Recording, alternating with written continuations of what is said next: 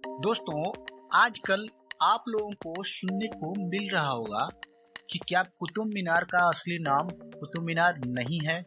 क्या उसको कुतुबुद्दीन ऐबक ने नहीं बनवाया? क्या उसका असली नाम विष्णु स्तंभ है? ऐसे और भी कई तरह के सवाल हैं। तो आइए जानते हैं कुतुब मीनार की सच्चाई के बारे में। नमस्ते, प्रणाम, जय हिंद। मेरा नाम है निखिल। स्वागत करता हूं आपके अपने चैनल श्री राम इम्पैक्ट पर।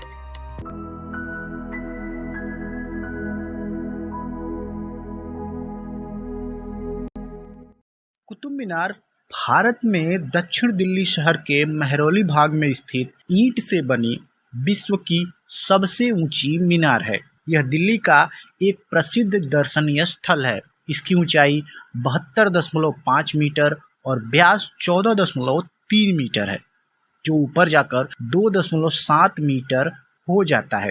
इसमें 309 सीढ़ियां हैं। इसका निर्माण 1192 में कराया गया था।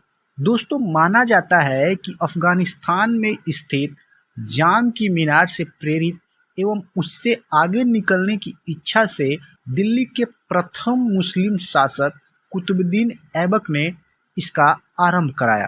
तो सवाल यह है कि अगर कुतुबुद्दीन ऐबक ने ही इसका निर्माण कराया और इसका नाम कुतुब मीनार ही है, तो फिर लोग इसके विष्णु स्तंभ होने का दावा क्यों कर रहे हैं?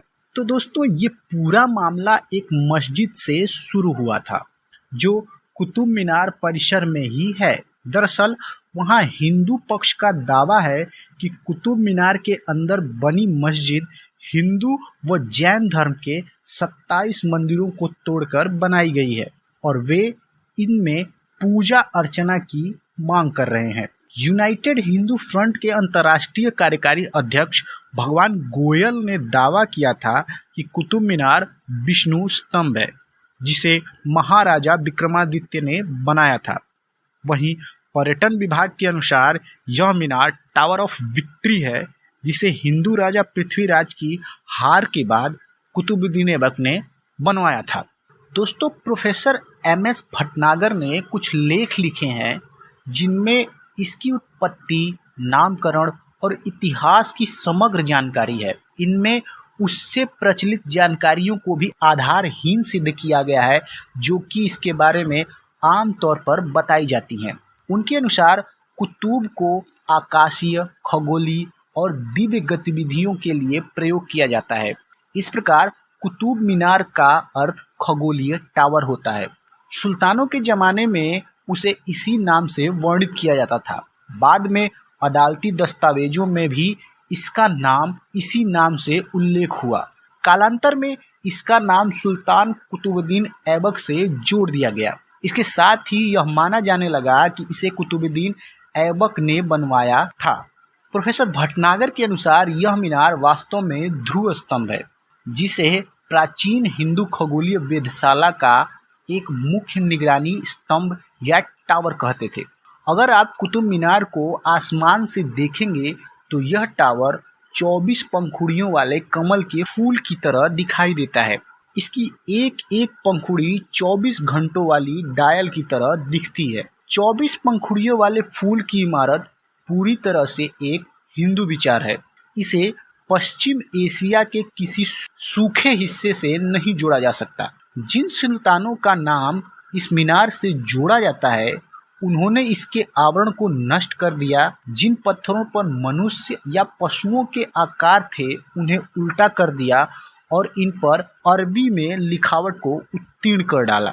कुतुब मीनार के पास जो बस्ती है, उसे महरौली कहा जाता है। यह एक संस्कृत शब्द है, जिसे मिहिर अवेली कहा जाता है। इस कस्बे के बारे में कहा जाता है कि यहाँ पर विख्यात खगोलज्ञ मिहिर, जो कि विक्रमादित्य के दरबार में थे, रहते थे। इसके चारों ओर हिंदू राशि चक्र को समर्पित 27 नक्षत्रों या तारा मंडलों के लिए मंडप या गुंबजदार मंदिर थे। कुतुबुद्दीन ने एक विवरण छोड़ा है जिसमें लिखा है कि उसने सभी मंदिरों को नष्ट कर दिया था, लेकिन उसने यह नहीं लिखा कि कोई मीनार बनवाई। इस संदर्भ में एस.के. पांडे की बुक मेडिवल हिस्ट्री में भी आपको उल्लेख मिल जाएगा। जिन मंदिरों को उसने नष्ट किया उसके अवशेषों से एक मस्जिद बनवाई जिसका नाम कुव्वत अल मस्जिद दिया गया। आज भी बहुत सारे परिसरों के खंभों पर संस्कृत में लिखे विवरणों को अब भी पढ़ा जा सकता है। दोस्तों, कहा जाता है कि यह टावर आसपास की इमारतों का हिस्सा है। ऐसा नहीं है कि पहले की हिंदू इमारतों के चारों ओर काफी जगह होती थी और यह जगह पर्याप्त थी कि कुतुबुद्दीन ऐबक आए और टावर बना दे। टावर की अलंकृत शैली भी इसके हिंदू इमारत होने का तथ्य पेश करती है। इसके बारे में एक महत्वपूर्ण विचार यह भी है कि इसका प्रवेश द्वार उत्तर दिशा में है, जबकि इस्लामी धर्मशास्त्र और परंपरा में पश्चिम दिशा का महत्व है। प्रवेश द्वार के एक ओर पत्थर पर कमल का फूल बना है। मध्यकालीन इमारतों में फूल बनाना एक प्रमुख हिंदू परंपरा रही है। टावर में 7 तल थे जो एक सप्ताह को दर्शाते थे, लेकिन अब टावर में केवल 5 ही तल हैं। कहा जाता है कि 7वें तल पर वास्तव में 4 मुख वाले ब्रह्मा जी की मूर्ति थी जो कि अपने हाथों में वेदों को लिए थे। कुछ लोग इसे मुअज्जिन का टावर भी कहते हैं, परंतु यह एक सफेद झूठ हो सकता है। दोस्तों, आप ही सोचिए कि कोई भी मुअज्जिन एक दिन के लिए भी 365 और घूमती हुई अंधेरी सीढ़ियों पर चढ़ने उतरने का साहस नहीं करेगा। ऐसे आदमी के निश्चित तौर पर गिरकर मर जाने की संभावना होगी। कुतुब मीनार के पास खड़े लौह स्तंभ को गरुड़ स्तंभ या गरुड़ ध्वज कहा जाता था। यह विष्णु के मंदिर का प्रहरी स्तंभ समझा जाता था। एक दिशा में 27 नक्षत्रों के मंदिरों का अंडाकार घिरा हुआ भाग था।